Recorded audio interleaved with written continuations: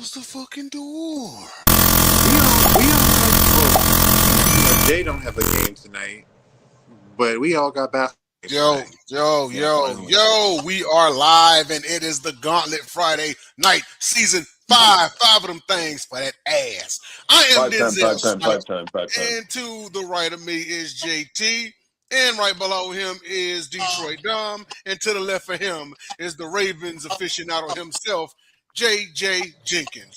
Brought to you live in part by Sideline Sports Network. Tune in to all of our great shows. We also have a sub show picked off. There's also a Sideline Sports Show, the Sports Insiders, Top Rope Talk, you name it, we got it. And there's going to be more to come. So before we get started, how's everyone doing tonight? Good. Fell asleep after work. Barely woke up in time for the show, per usual. JJ, no food tonight, buddy? Different after work. No, the foods is. I'm gonna heat it up in a second. It's some fried shrimp. It's now been 1 second. Hey, you good. Can't go wrong with a fried shrimp and fried platter. You know what I'm saying? I missed the day. Say what? I was just saying it's a feel-good Friday, but go ahead. No, my bad. I just now realized that Bacon Grizzler's picture or whatever is a bald eagle. You just now realized that? He used to be Bacon Grizzler X69. Now he's 6929. Pretty interesting. A little bit of rebranding going on over there. Yeah, I know, Bacon. right? Well, Bacon's cool. Bacon's cool. Well, I think it's about time. Shout out to Bacon Grizzle, one of our loyal fans throughout all these great seasons here at the Gauntlet. But right now, it is time for your favorite segment and mine, the sports moron of the week, the most egregious actions and takes from the sports world. Which one of y'all motherfuckers gonna say it? Because I know y'all done seen the sports news. It's only the biggest. You know what? JT, go ahead and kick us off, man. Sports moron of the week. I actually wasn't gonna go. He's got his own. Let me handle it since it's from my state. Yeah, but I will start us off though with something else, and this is something that we alluded to during Kicked Off this week and also last week on Sports Moron. But it's the Washington Commanders team for once again having the deja vu of the RG3 situation, where Jaden Daniels got injured in the game, which we mentioned on the show that it was we wasn't hoping for it, but we pretty much said, and JJ agreed, that it's probably going to happen that he gets injured again. So you guys had a good quarterback. RG3 had a great rookie season, and then we're terrible pretty much since then, except for a couple years with Kirk Cousins. Terrible again. Now you get a franchise quarterback, go to the NFC Championship, and now you're 3-10, and you're forcing him to play when he's injured, and he re-injures himself. So you're supposed to be a franchise that learns lessons from the past, and you got new ownership, yet you're still doing the same dumb shit. So Washington Commanders, Dan Quinn, or whoever made this decision, you're an idiot. You're Sports Moron of the Week. He channeled himself some Mike Shanahan, did he? Yeah, he did. JJ, I think you had something to add on to this also, didn't you? Yes. Well, ladies and gentlemen, we're gonna do a little good cop, bad cop, because I do have the same feelings as James, but as you can see, James does not hold back on how he says it. Me, I'm just going to simply say it's just, why? I really don't think it was necessary. And on top of that, your offensive line has had issues all season, and you're going against a defense with a defensive coordinator who enjoys sending the pressure. It just wasn't the recipe to put him in that situation. And it's like, I don't know, man. And it's like, I keep hearing from my friends and everybody at my job, they're saying that it's not serious or whatever. We don't know. But at the end of the day, it's just, that wasn't a situation this whole season hasn't gone how y'all expected. So at the end of the day, you shouldn't have had him out. I expected it. Well, exactly how I expected it. Because until further notice, Jaden Daniels is Griffin. Griffin is Daniels. Finkel is Einhorn. Einhorn is Finkel. But sorry to interrupt. Keep going, JJ. No, you good, my friend. Lace is out. Nah, you good, my friend. No, it was just one of those things where it's just like, yeah, I don't know if I would have did that, but you did, and now you have to see. You know, James, bad cop, and James is gonna give it to you the real way. But yeah. All right, Yep. and Just pure stupidity. Dom, and who you got for Sports Moron? So this isn't a topic. This is just a sports moron. Yeah. A part of the topic. Just say it. And we'll chime in. We've only got maybe 3 more weeks if we're going by calendar year. I think Sharon Moore may have secured himself Sports Moron of the Year. This motherfucker. Woo! And I didn't. Man, it's like, thank God I'm not a Michigan fan, but I still have secondhand embarrassment. Not for this man, but for this program. The Sharon Moore, when did that happen? On Wednesday? Yeah, Tuesday, Wednesday. Whatever. Tuesday or Wednesday. This man had himself quite a day. He was fired from his position as head coach at Michigan and fired for cause because, again, channeling his, why am I drawing a blank on his name? Mel Tucker. He said, Mel Tucker, hold my beer. This man got caught not only banging a staffer, he also was instrumental in acquiring this woman a raise, nearly double her salary. Like, someone wasn't going to look into that. The other thing I'm thinking off, another nominee for Sports Moron is does anybody know the age? How big the age difference was between the girl and him? Not as much as you think. She was in her, I think, early mid-20s. Sharon Moore's not as old as I thought he was. He's like 39. late 30s. Yeah, late 30s. So it's not quite as skeevy and disgusting as it sounds. She's like 20 years older than him. It's close, He's like 20 years older than her. It's still pretty skeevy. It's disgusting. It's inappropriate. But then not only that, after he was fired, apparently after leaving the office, his first stop was not to stop at home and say, hey, honey, I got fired for diddling an underling. He went and hollered at the girlfriend, the mistress, call her what you will, and apparently made threats upon her life, assaulted her, then also made threats upon his own life, and then was escorted to St. Joseph's Memorial Hospital by either state police or potentially Ypsilanti's finest, and was, detained. And now he's, as far as I know, I'm sure he's bailed out by now, but his next stop after getting out of the hospital was Washtenaw County Jail. Yeah. So this man, I mean, deservedly so. Yeah, I'm guessing. I don't know what his next trip. If he was smart, when he got out of jail, if it was like in the morning or early afternoon, hopefully he went to his house and started packing up his stuff, because I'm pretty sure the next stop for him is a hotel, because I'm assuming his wife is throwing him out of the house and asking for a divorce. Oh yeah. It's so. I mean, like, did you learn nothing from your mentor about how to cheat and get away with it? The real sad thing is, because they went 9-3, they didn't have a terrible season. They didn't. I mean, I think they were probably looking for a reason or an excuse to fire him. Losing to Ohio State, that certainly helped his cause. I think if they beat Ohio State, this may have been covered up. Because if they beat Ohio State, I think they might get in the playoffs. Now that they did it was too bad, bro. But go ahead. I mean, they were 9-3. If they win that game against Ohio State, they're 9-2. There's a few other teams in the playoffs.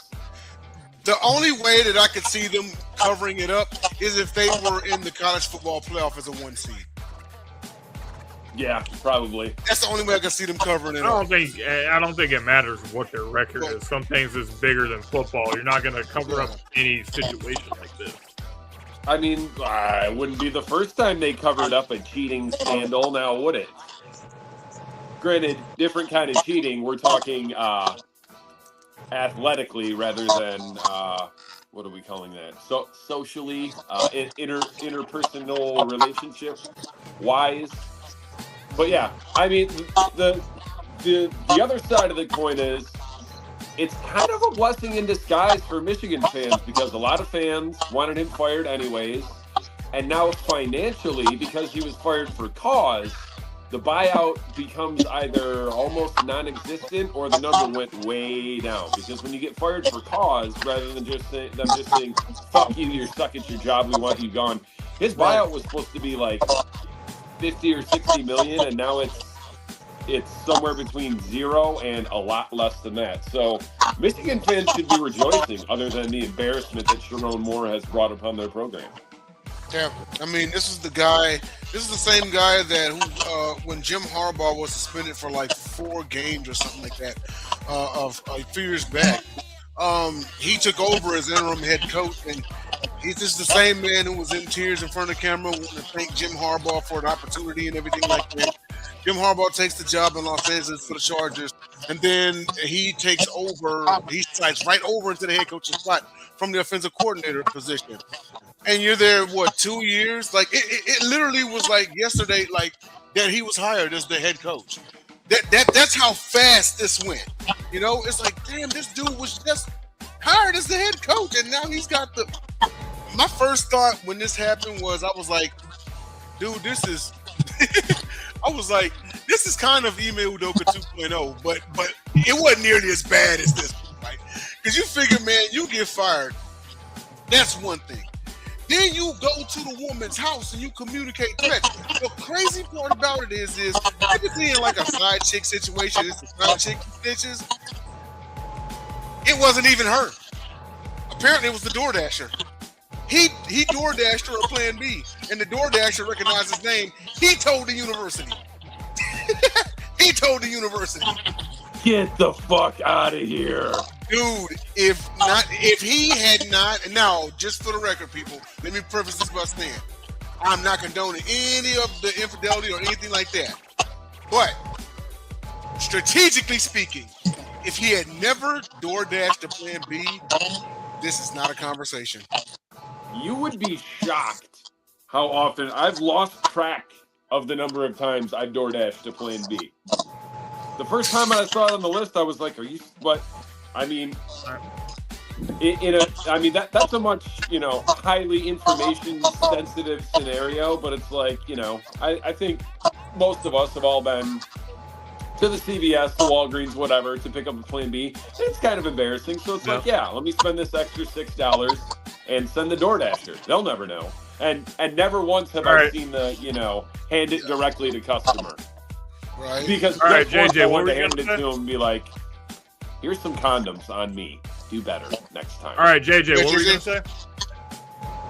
Man, how far doomed we are as a whole world, because this whole situation is all bad. It's not even just that. It's just the reasoning that's explaining about this. And my gosh, what I keep learning is coming true. And it makes sense why he crashes out, because his whole life is coming down because you didn't think about your choices before you actually did it. And then like talking about getting away with it and stuff. And then for me, I'm like, man, we are doomed. We are doomed. This is crazy. At the end of the day, you cheated on your wife, number one. And in suppose this is another thing. No one wants to accept accountability, as opposed to saying, dang, I messed up.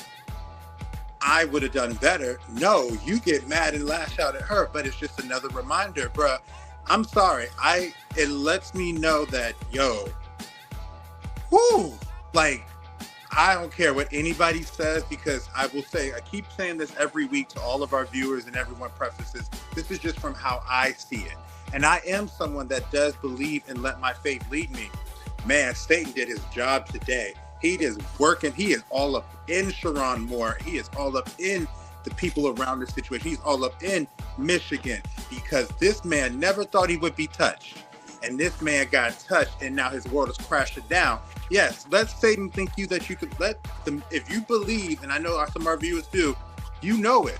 Let Satan lead you astray just so he can make you think you've got everything away. Because trust to believe, actions have consequences.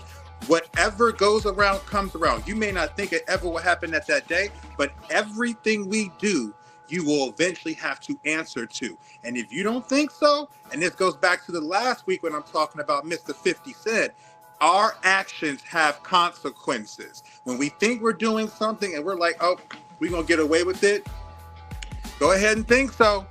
Everything comes back. And so I pray for his heart. I pray for his soul. The only way he can get out of this is he has to sit here and stop what he's doing, because at the end of the day, it's not going to get better until you admit that you are tainted and you are flawed, because at the end of the day, we are inevitably flawed.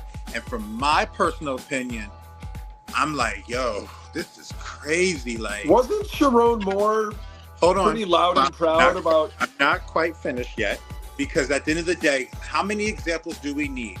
We had Rick Pitino get bribed from a person and lose his job because he was out here banging somebody else and something like that. We got Harvey Weinstein serving in jail because he's out here doing stuff and raping and stuff. When is it going to click in everybody's head what the real problem is? Sex. Sex is the problem with these people, because they think they can do whatever they want. And we live in a world that believes that if you got money, you can get whatever you want. And that's why you get caught up, because you think you can get away with something like that, and you don't realize that you cannot. And I speak from personal experience, because I know when you do something wrong that you know in your heart that you ain't supposed to do. Not one moment did he look back and think that I have a wife at home raising my kids to allow you to do better. No. But again, maybe he doesn't believe. But I would sit there and say, man, for me, for how I look at it, if I was in your situation and I was doing the exact same thing with you, knowing how I view faith, I would have been like, damn, Satan's got me right now. I got to let this go. Because Satan convinced me to think that I can get away with cheating on my wife. I can get away with trying to pay off some situations off. I can get away with trying to crash out about something and then I'm okay because my people at my job lied about it. Yeah, your people around. The message I had literally from my faith the other day, and I'll end it with this, is what you feel in your heart, your world turns into that. And I had to think about that, and I'm like, it's right. When I've had my darkest days, my heart was filled with darkness, and I was in a rut. I was this. But when I have literally worked to that, it is a mind changer. And I'm sorry, Sharon Moore. Unfortunately, now you have to answer to your actions. What everything we do was done in the dark will come into light. Sharon Moore a Bible thumper too? I'm not quite sure what his background is, but not necessarily the Bible thumper, but even if he was, it's all at the end of the day, I would even say to my brother, like, bro, you can turn around, but I will tell you this much. It is not going to be easy. It is going to be hurt, but it's the price that you have to pay, because all that time that you got to that level, you never once thought that this could happen. That is the lesson you need to learn. No matter what we think everything is great. The world that we think could crash in the next minute. Yep. The very next minute. So you have to be appreciative and you have to be grateful for the things you do. And you was not faithful to your wife. And if your wife, whatever she says to you, man, unfortunately, you have to own it. And then if she forgives you, because I believe if she's a woman that I've read about her, she will forgive you. That is your lesson to learn, that you need to stop whatever you've done in your life, because that is what God's love is all about. And if you claim to follow that, you need to be according to that.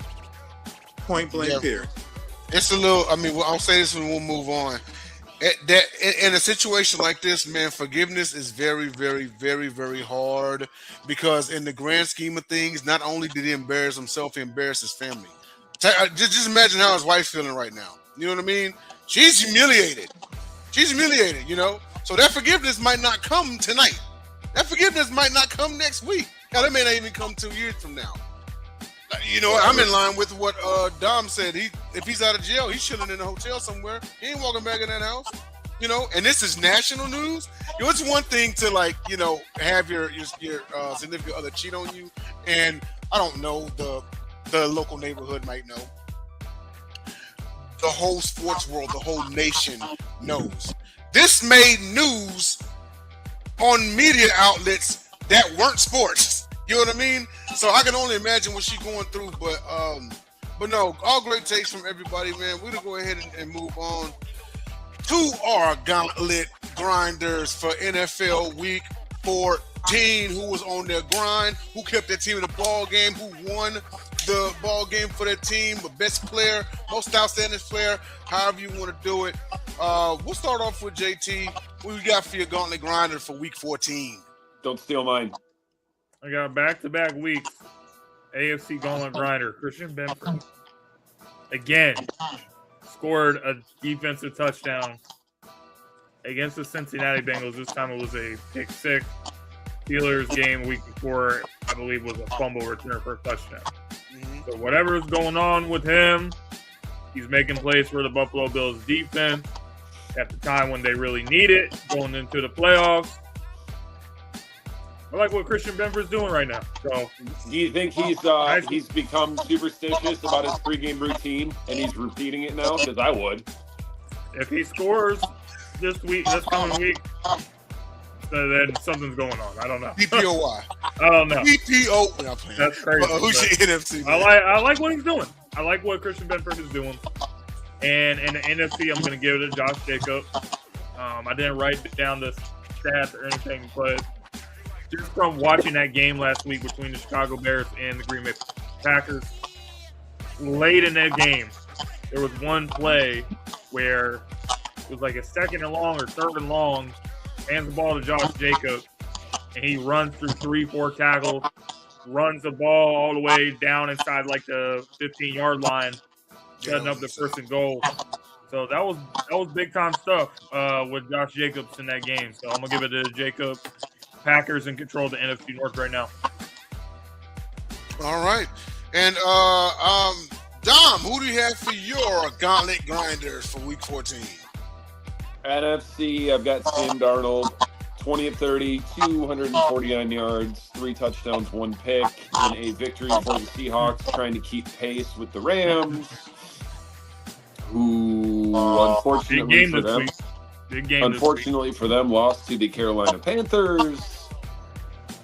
So that tightened up the race in the NFC West all year. I wish we would have written down our preseason picks, because I think I picked the Rams to win the division, but I'm 99% sure I picked the Seahawks to get a wild card. I think more than one of us did. And yeah, that's a tight race. That's going to come down probably to the last week of the season. It'd be sick if the Rams and the Seahawks play week 18. I surprisingly picked the Red Cowboys. If you go back to the Gauntlet video, I had the Rams too. I did. That's so embarrassing, but that is such a mature. Red Cowboys, they're actually not bad. They're like 9-4 or 9-3 or something. You know what? And the Niners still denied it. And the Niners still have a chance to win a division. I definitely didn't think they were going to be that good, but yeah, it's the benefit of that last place schedule. They're beating up on a lot of shitty teams. Who's your AFC? Tony Pollard, 25 carries, 161 yards, 2 touchdowns. That might be. He might have had a better game with the Cowboys at some point, but that's got to be his top 3 performances in his career as an NFL running back. With really kind of a can't even say kind of a pointless win for the Titans. Like, congratulations, you got another win. You got bragging rights, hood glory. It's an interesting situation because of the top 10 teams as far as draft order, like 8 of them need quarterbacks, but Tennessee is not one of them. So I'm assuming if they can, they'll be trading away that pick to someone who wants it to get a quarterback. But congratulations to them, Tony Pollard. Cam Ward didn't play very well. Tony Pollard definitely bailed his ass out. But congrats to the Titans on getting another win, number 2 on the year. JJ. So I knew he was going to take my pick with Tony Pollard because knowing Dom, he thinks. But I have to challenge him on one thing. Cam Pollard didn't actually play bad. Cam Pollard on that first couple drives kind of got them down there. And at the end of the day, don't underestimate a win can mean for a team that is looking for something of positivity. I think too often we marginalize things for teams, because at the end of the day, little things matter. And if you want to remember the microscope, what do all champions in every column, the greatest champions, say? What is the most important things? The little things. So, and it starts from the beginning. So I think we need to not marginalize it because it was a win that they have on their belt. But back to my AFC, I will go back to 2 running backs, because I will go with the Miami Dolphins with Devin A-Chain in the beginning of the first half, explosive, doing his thing, got down, got his touchdown, but then got hurt. Then come my man, Mr. Washington, come in. No problem. Kept it going against AFC opponent. And then they got the grind and they got themselves a victory. And now they're in the hunt for the postseason. And then the NFC, I do think this is the definition of the grind. When you are an upset opponent and you go against your division rival in the Tampa Bay Buccaneers, you throw an interception, but you grind out with 2 rushing touchdowns. I will give it to Mr. Rookie quarterback Tyler Show, because when I think about what's a grind, that is a grind. You were down. You kept fighting. And you are responsible for 14 points, which were part of the difference that made the game a victory in you guys' hands. That's a good game for you, man, Mr. Tyler Show. I like that grind. Yeah, I was going to pick him too, but I forgot about the rushing touchdowns. Like, I just looked at the game log and I didn't get past passing, and I'm like, I thought he had a better game than that, but he did. So thanks for the reminder, JJ. No, he put the team on and everything. And, hey, Dom, who'd you say the NFC grinder was? Sam Darnold. Sam Darnold. Okay, all right, cool. Well, I got to back up. My NFC grinder was his receiver, JSN, Jackson Smith-Njigba. 7 receptions, 92 yards. Two of them things. Found pay dirt twice. He averaged 13.1 yards per carry in a win at Atlanta, 37-9. And for my AFC grinder, this goes a huge shout out to the entire Houston Texans defense in a win at Kansas City, 20-10. 2 sacks, 3 interceptions, only 10 points allowed. Pat Mahomes was shut out in the first half for the first time in his career. He was held to the lowest completion percentage in a game in his career. Lowest passing yardage, 160 in a game this season, and lowest passer rating, 19.8 in his career. I was so proud of y'all for that win. The hype is true at this point, at least thus far, for now. The Texans are the defense you don't want to see in the postseason. Now, of course, we got to get to the postseason first.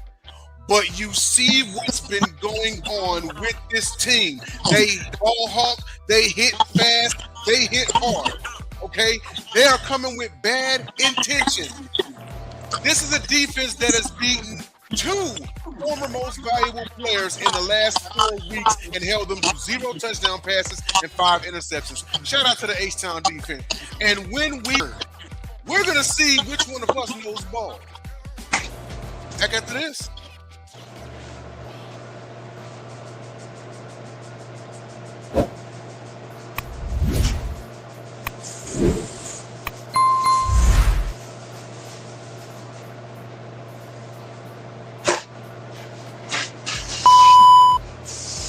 Yeah, what up with it? We back on the Gauntlet. We bike on the Gauntlet. It's your boy Denzel Snipes.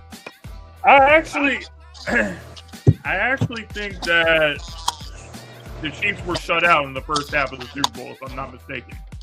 No. I do not think they scored until. Wait a minute. I thought you said that for the first time in his career. Were they shut out They were shut out in the first half of the Super Bowl. Okay. Well, first time in the season then. But, I guess that would be the second time. It'll be the second, yeah. At least I got something to be happy about. Hang your hat on. Hang your hat on, yeah.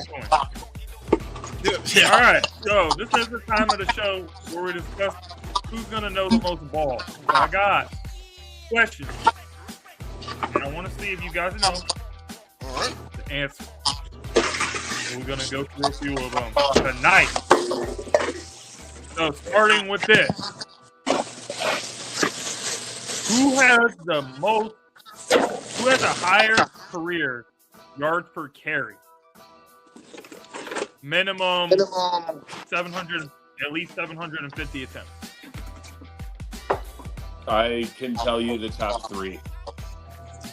All right. Number 1 is Jamal Charles. Number 2 and number 3, they're within fractions of a yard from each other. It's Barry and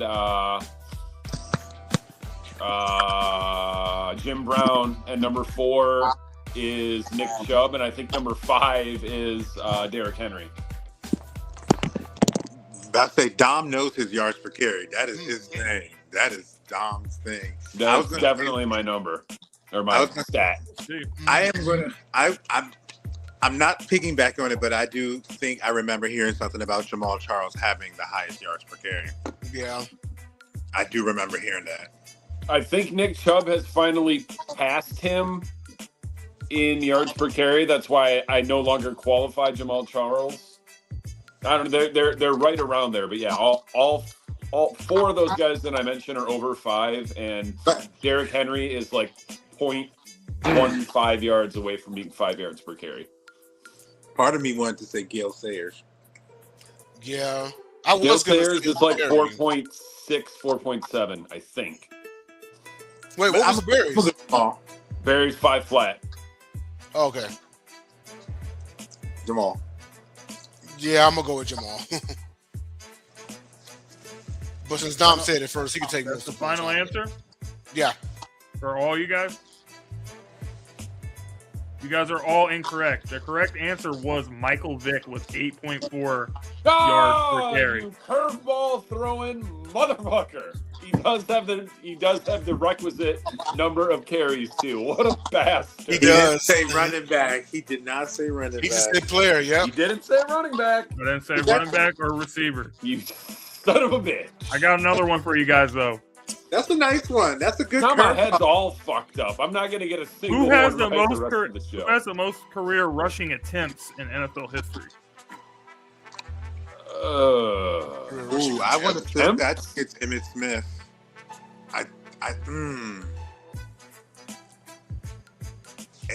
I'm actually no. Let me go. I'm between Emmitt Smith and I think I'm gonna say Frank Gore. No, it's one of those two. Emmitt Smith or Frank Gore. That's 2 very good guesses. Since he already said those, and I'm not gonna piggyback. I don't think it's right. I'm sure he's top 5. I'm gonna go Eddie George. No, I'm gonna go Frank Gore. Okay. I'm gonna go Jim Frank Gore. He played for forever. Oh yeah. I'm gonna go Jim Brown. Certainly not Jim Brown. He only played 10 years. Yeah, but they ran the hell out of him at that time. So it's true. Point goes to JJ. It was Frank Gore. Oh, is this Frank Gore? That's yeah. It's crazy though because it's the obvious answer, but I don't know that I would have come up with that on my own for some. I don't know why, but Emmitt had it for a long time. Emmitt played for fucking ever. Yeah. Frank Gore played a very, very, very long time. Yeah. Man. Okay, my next question is: I'm gonna break this slump. Which kicker has the most consecutive made field goals?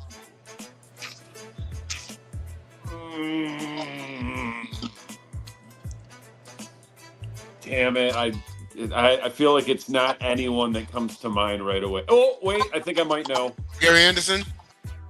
I'm going Mike Cheesy Diamond Earring Vanderjack. I'm actually going to go with Justin Tucker. I thought that might be that might be it. Actually, I like this answer right here. Oh, I think that's it. Dan I'm gonna Bailey. say Dan. I'm saying Dan Bailey. I think it is Dan Bailey. I'm saying Dan Bailey. Vanderjack. All right, is that the final answer for you guys? Yep, I Dan got Bailey. Justin Tucker. Correct answer is Adam Vinatieri with 44. Automatic Adam. That was the next one.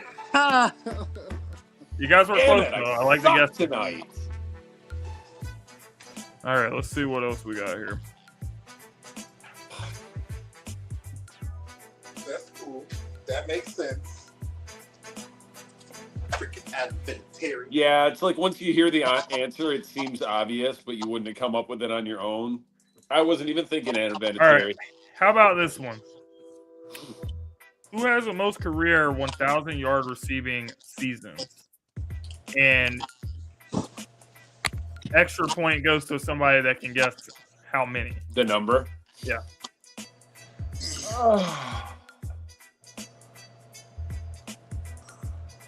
Jerry Rice, 11.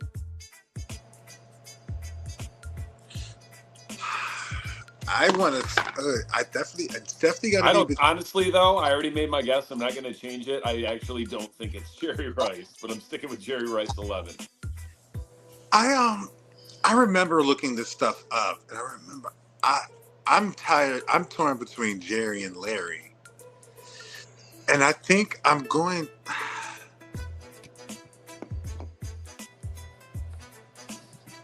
You said the most 1,000-yard seasons and how many? Yes. Yeah. If you can guess the number, how many it is, then I'll give you an extra point. I'm trying to pull it up on my computer now. I'm not going to change my guess, but like this. I'm gonna go Larry. I'm gonna go Larry. I'm gonna go Larry, and I'm gonna go 13. Most career 1,000-yard seasons. You know what? I'm gonna go with Mike Evans. Every year until now. How many? Well, this is what year 12 or 13. till year 11. He did every single year. So I'm gonna say 9. Okay. That's your guys' final answer? Wrong answer. All right. Dom was the closest. It is Jerry Rice with 14. Oh, man. What did I say, 11? Hey, I finally got a point.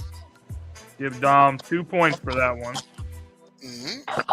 Because he was the closest. Okay.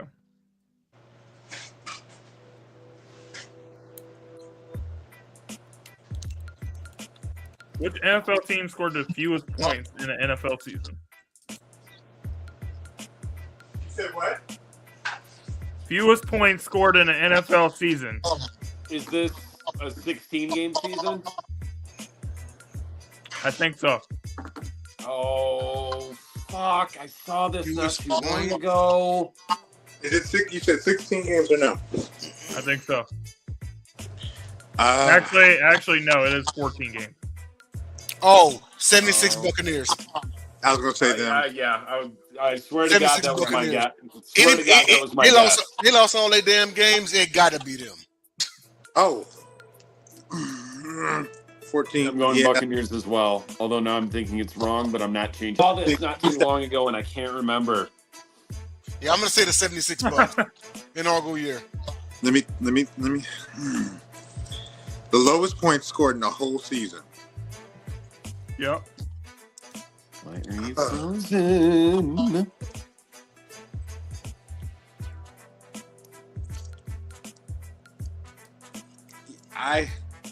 I know that they are abysmally bad. That Buccaneers for sure. I think I have to go with that because I do remember if it's 14 games, I do think because they didn't have anything but Leroy's. I think it was already a 16-game season by then, though, wasn't it? It was not. It was not, and the correct answer was the Tampa Bay Buccaneers in 1977. So point to all you guys on that one. Yay! You know, I said it first, but all right. Let's do one or two more. Let's do one or two more. You got it. Which NFL team has the longest streak without allowing a 100-plus yard rusher in a single season? In one season. I knew this. Single season? I think it's tied between Pittsburgh and Baltimore. I think the streak actually extends longer than 16 games, but it wasn't in one season. Now, the season is like including postseason. No, just one regular season. Oh, then I'm gonna say the 08 Steelers. It's both of us because I remember we both had the streak and we didn't allow 100-yard rushers. 42. I don't know the year, but I know our year is like that 2000 to 2000. I mean, 20 to 21 or 21 to 22. I think. I don't know. Okay, you guys are good with those answers? Mm-hmm. All right. It is the Baltimore Ravens in 2000. 2000 Ravens. They got that record. Oh, wow. I knew we had it. I knew that much. Currently, All right, unless one. Google is lying, the Seahawks have not allowed a 100-yard rusher this season or in 22 straight games. Last one was James Cook on October 27th, 2024. All right, what's the last Very one? impressive. Most I never rushing would've- touchdowns in a single season. And how many? And who was it? Daniel Tomlinson, 26. Yeah. Who had the most rushing touchdowns in the season? Most rushing touchdowns in a single season. Daniel Tomlinson, 2006, 26 touchdowns. I think it's 26. I think it's 28. I think he and Sean Alexander had 28. Or One someone most had. valuable player. I think it's LT with 28. Okay. I'll answer. Yeah. LT was my guess. And how many? 26, right? 26? I believe. 28. Sean Alexander had 27. I cheated. I'm Googling. Oh, then you Sean- exempt from the there you question have it. then. Sean Alexander tied the gay Wait. priest, and then LT Point. had one more. Point to JJ. 28. It was 28. For LT, huh? Because the year he had 31, he broke the Uh, record. 28 rushing and 3 receiving. I knew that off the bat. Mm-hmm. Because LT was my So favorite. JJ got 3. What's that in your JJ, bowl? you got JJ? 3 Is points. that Crow? From JJ, you got 3 Cousins' points. performance Tom, you got last 2 night? points. Jay, you got 1. Hey, we got one tonight, people. Oh, wow.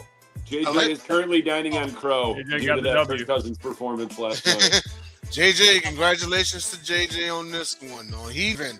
And when we return, it's going to be the feature topic of the episode. So stay tuned. We're going to pay a bill or two and be right back with Mo Gun. This is actually.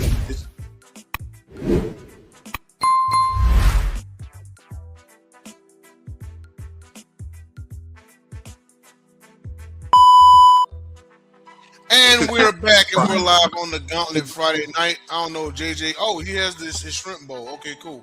It's Crow. Oh, okay. Shrimp. It's Crow. But anyway, now we're here to talk about that time an old man came out of retirement after 5 seasons. At the age of 44, Phillip Rivers, amid team quarterback injuries, has returned to the Indianapolis Colts. He signed to the practice squad. All intents and purposes are saying that he's going to start. Will this be a mistake? Will this be enough to save the Indianapolis Colts season? You know, I was watching NFL Network early this morning, and it had a clip of Phil Rivers, and he was up there saying, you know, hey, I'm not here to play hero. You know, I'm not here to save the season or anything like that. And and Maurice Jones-Drew was like, no, sir, yes, that's what you're here to do. That's exactly why they called you in. You know, otherwise they would have left you at home. But Phil Rivers is coming back, and there's already been clips of him in practice. People are saying he's still got that famous release that he's had his whole career. But I want to start off with JJ and not J. Well, actually, JJ, where you at? He's not on camera. I'm Okay. right here. No, Okay. even though I'm off camera, I'm still there. Even though I'm off camera, I'm still here. Okay, all right then. Well then, hey, well, your thoughts about this move? You think it's going to be a mistake? Is it enough to save the Colts season? I don't think it's enough to save the Colts season, but I get it, man. You try your best. You know, you got to try as much as you can. And at the end of the day, he is a guy that at least knows the team. You know, he's played for them. Even though he hasn't played for this coach, he at least knows, you know, the front office, playful personnel and stuff. So I think it's worth a shot. And I mean, at the very least, I like it for the sports bets. I'm just saying, like, at least you have an idea of a quarterback that can at least try to get to the guys. Because at the end of the day, base defensive coverages are base defensive coverages. And at the end of the day, that's something Phillip Rivers has seen. So not saying he's going to dissect it, but it's not like he's a deer in headlights. And at the end of the day, I don't mind it. They have an offensive line that can run the football. So it's not like that Phillip doesn't have the ability to at least lean on, their offense to at least as he's trying to get into a flow. I don't think it's going to save the season, but hey, like I said. If I'm not mistaken, Shane Steichen actually did work with Phil Rivers when he was in San Diego because I think he was a quarterback coach at the time. Correct. Even better. So at the end of the day, I'll say this, people. I know when they saw that, Daniel Jones went down, everybody looking at players for that team. Well, like sports bets, go ahead and do that if you want to. You might be missing out on something with Michael Pittman or something, because every quarterback that comes into a situation has one player they throw to the most, that they have that target. It always is there. It doesn't matter if they're going to get it to them, if it does or not, but the whole point that you're looking for is to just get that opportunity. And I think you might take it. All right. This kind of reminds me, and Dom, you might remember this one, but during the 2011 season when the Texans were on the brink of making the playoffs for the first time, and Matt Schaub had gotten hurt. And I distinctly remember that year we went into free agency, and man, this was the bottom of the barrel. And we signed Jake Delhomme and old-ass Jeff Garcia. Garcia never played a snap. Mahomes played one game. And at that time, Garcia was like 50. But I'm going to swing it over to Dom and get your thoughts about this, man. I wish I had a silly hat and some 1930s glasses so I could just shout like Cam Newton, "Why didn't you call me? I'm still in game shape." Fuck you, Cam Newton. There's a reason that you were summarily dismissed from this league while you were still in, he was still young enough to play, and supposedly he was healthy enough, but it's like, no, Cam, no. What Cam Newton has done since retiring has only detracted from his legacy. I see clips of his podcasts all the time. He's always yelling. I never knew he really had that much personality. I don't really like it, but he's all mad. I don't know that Phillip Rivers is an answer. I don't know if he's the answer. I didn't realize that it's been like 4, almost 5 years now since he's played. He's 45 years old. He doesn't know how much he weighs. And apparently, I was wrong the other night. I misspoke. I thought he had told the trainer or whoever the scale. It was actually during an interview when they asked him how much he weighed, and he was like, I don't know. But it's like when you're retired and you're trying to raise 78 kids, like, are you regularly stepping on the scale? Probably not. Not for himself. We'll see how it goes. I think the Colts season was pretty much officially over when Daniel Jones' Achilles exploded. Like, does Phillip Rivers have a chance to lead them to 1 or 2 more victories than whoever their backup was? The one that's younger than Phillip Rivers' oldest son? Probably. Oh boy. It's not enough to save the season. It's a rickety ass 45-year-old, broken bridge over troubled waters. But I don't know. We'll see. I'm sure it'll be fun to watch. I hope that poor old man doesn't die on the field with that. The scary thing is Dom might be right. His son might actually be as old as the youngest person. His oldest son is older than the Colts' other quarterback by a few months. James, I don't know. We'll see what happens. It'll be entertaining. Well, I don't think this is going to end well. I'll put it that way. Once you get to a certain age, like closer to 90 than birth, there's certain things that your body cannot withstand anymore. And we kind of saw this with Tom Brady at the end of his career. And one of those things is getting annihilated by a 300-pound defensive lineman. So the first time, blitz comes at him and, a big-ass defensive tackle is just running past the offensive line, and Phillip takes that first hit, I don't know, man. He might be going home early. Man, I don't. First of all, I really don't think this is going to help the Colts in the long term. Not at It's all. not going to help them have a chance of winning, unfortunately. So we'll have to see if Daniel Jones will come back there on a 1 year.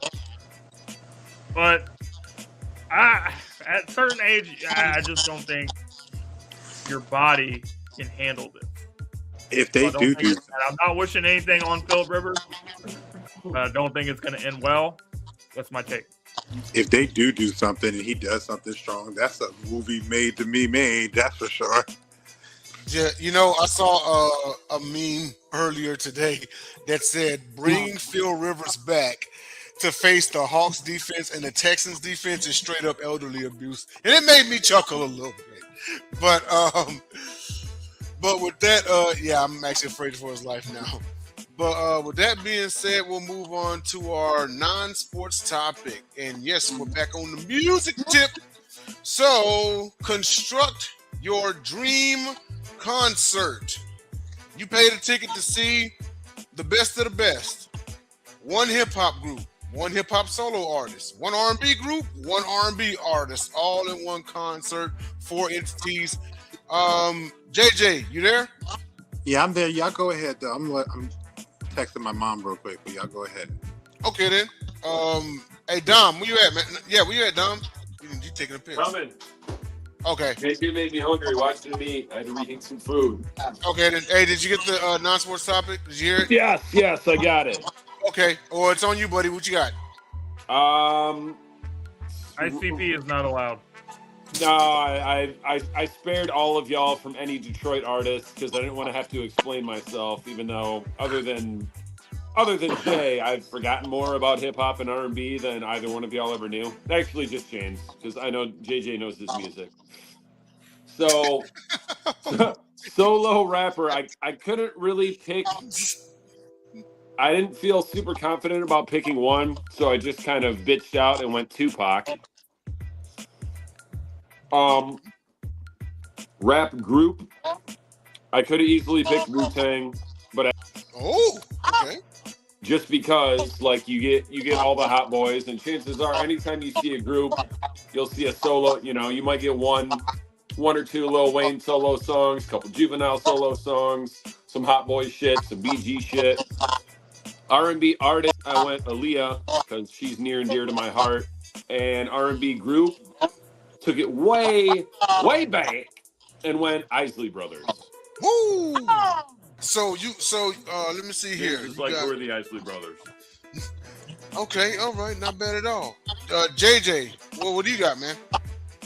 So, my one R&B artist, I'm going to go with my man, Mr. Michael Jackson. He became the king of pop, but he has R&B. R&B is near and dear to his heart. And at the end of the day, in his time, even though they were kind of made with the soul in there, because when you think about R&B, it's about the soul that's put into the song. And he has to open it up for me.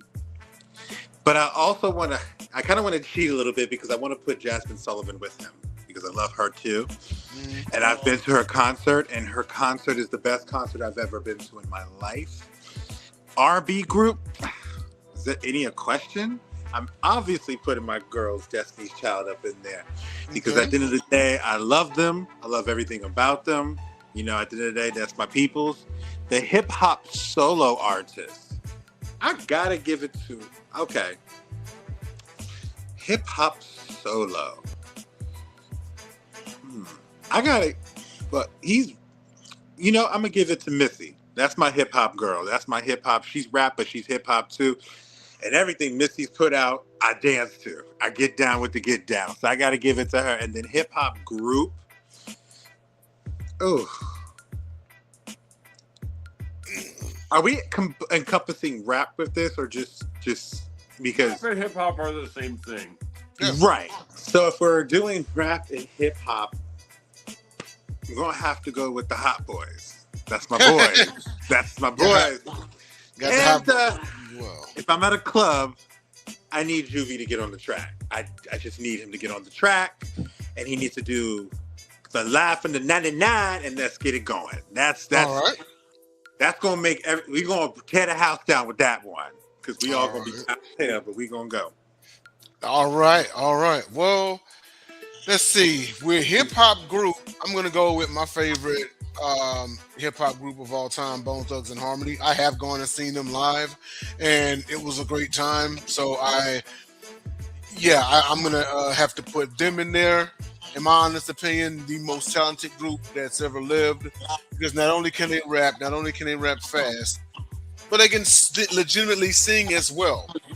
You could probably throw them in there in the R&B group section of this topic and get away with it. I'm gonna go with Bone Thugs and Harmony. Hip hop solo artist, I'm gonna go with Tupac Shakur. My favorite solo artist ever. On R&B group, I'm gonna go with Jodeci. So, I got to throw a little New Jack Swing in there. So most definitely Jodeci. They could perform the whole first album. That'd be dope. And then the one R&B artist, I'm going to go with, you know what? I thought about Michael Jackson, but I was like, man, that would be unfair because that man is worthy of just his own concert. You know what I'm saying? Yeah, he's worthy of his own concert. So I'm gonna actually go with Whitney Houston. I'm gonna go ahead on and throw Whitney in there. Whitney the GOAT. Hear her sing some of her greatest hits, and then some of the hits that led up to. But that would be my dream concert right there. Give me Bone Thugs, Pac, Jodeci, and Whitney. And it would be dope if Whitney came out, or if Jodeci came out doing one of Whitney's songs and sung along with, that'd be badass. So James, who do you got, man?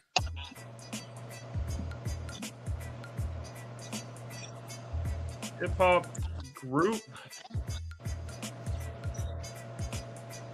Yeah, I really wouldn't consider it a group, but more like a duo because they made a lot of music together. Jay-Z and Kanye West. Okay. I can't believe no one said Wu-Tang. Shame on y'all. You didn't say Wu-Tang. I like Hot Boys better. Well, first of all, this is my damn list. I let you make your list, so let me make my damn list. Second, I'm not really the biggest Eminem fan, but I just think he would perform well with this lineup. So I'm putting Eminem as my solo artist. Okay. R&B group. I can't really pick a You don't group know. You don't listen to R&B. It's okay. We know. No, I do know some R&B groups, but I just don't think it meshes well with this lineup. This is about having the best. It's your list. This is about having the best chemistry. This is about having the best chemistry, and I just don't think it really works here. It's your list. It's your no regrets. Yes, but if I have all these artists and I put Kool in the Gang because I love Kool in the Gang, that's a dope selection. You can't have Eminem on here. My palms are sweaty. He's neat. Arms are heavy, and then he gets off up there and he says, "Get down on it. Get down on it." Like, nah, like we're not. I think he's trying to have the pleasurable. I get he's trying to mesh it out. Like it pleasures. It all meshes well where you nonstop and just. It doesn't matter. There's no one else in the crowd other than your homies. And my R&B artist, I'm gonna throw Alicia Keys. Okay. My pick. I dig that. Okay. I like Alicia Keys a lot. R&B artist. Wait, who did you say for R&B group? I said I'm skipping it because it doesn't mesh. Kool in the Gang. Okay. But if I had to, I mean, that would be my favorite group. But I just don't think it works with this lineup. Any real music head would love your selection. Because that would be the part of the concert everybody would be like, "Yo, what the fuck is this?" And you'd be like, "Motherfucker, that's Kool in the Gang. Fuck you. Go get a beer." Get down on it. Get down on it. I would have accepted. You You actually might be surprised at how much people would actually get down to that song.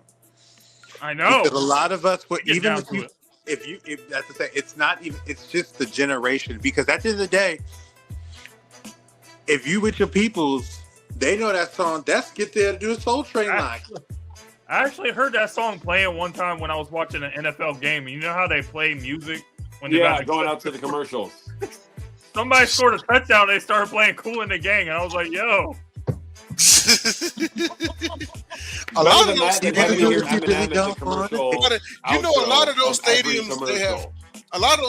they have those they have the touchdown song. Hey, James, at the link when the Eagles score a touchdown, what do they play over the loudspeakers? The Eagles song. That's right, it is the Fly Eagles Fly song. Ain't nothing wrong with being like, how do you want to really don't want to dance?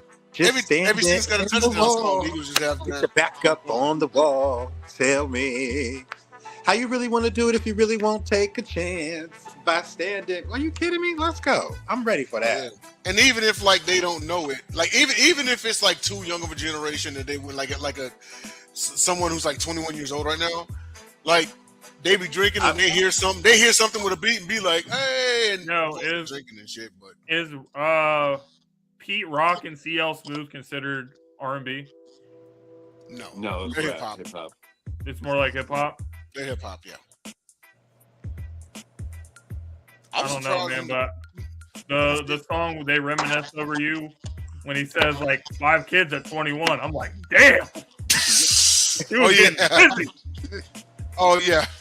Yeah, he was NBA Youngboy before NBA Youngboy. I think even DMX might have had 5 or 6. Don't let the way they never heard of a fucking condom. Don't let the way they dressed back then fool you. They definitely was still doing their dang thing back then. They just had a different name for them. It's not a whore now. It's not a 304 in the day. It was back in there. It was a tramp or a slut. Sorry, but that's some Diddy shit right there. How freaky do you gotta be? Think about how freaky you gotta be to get 5 kids before the age of 21. 21, yeah. I mean, you had probably by different women. Freaky shit right there. Yeah. And they probably are by different women. So, well, if there's nothing else, we've reached the end of the show. Ladies and gentlemen, thank you for tuning in to The Gauntlet. And please follow us on Sideline Sports Network and also on James Tatum's his YouTube, JT's Point of View. Shout out to Bacon Grizz in the comments. Appreciate you stopping through as usual. And be on the lookout for some more shows coming your way by way of this network. So until then, enjoy your shout Friday out night. Arthur Hill, Craig Davis, but I'm not an unconventional king. But shout out to them. Unconventional Kings fam, y'all know what it is. And shout out, hold on, and wherever he is, shout out Will, man. Hope you're doing good. Yeah, hope you're doing good there, I Will. still see him. He's in a Lions chat with me, and he pops on some of those Lions shows every now and then. He's an honorary Lions fan. Okay. Keyword honorary. Hey, but hold on, but you know right now he's on the pedestal because his Panthers actually might do something this year. So, I'm not gonna hate on him or anything like that. But he's happy. It's good. His happiness is good. Yes, very, very good. But until next week, y'all, love, peace, and chicken grease. See ya for another episode of The Gauntlet. Good night, Moncton, Nova Scotia. Good night, Aguas Caliente City, Mexico.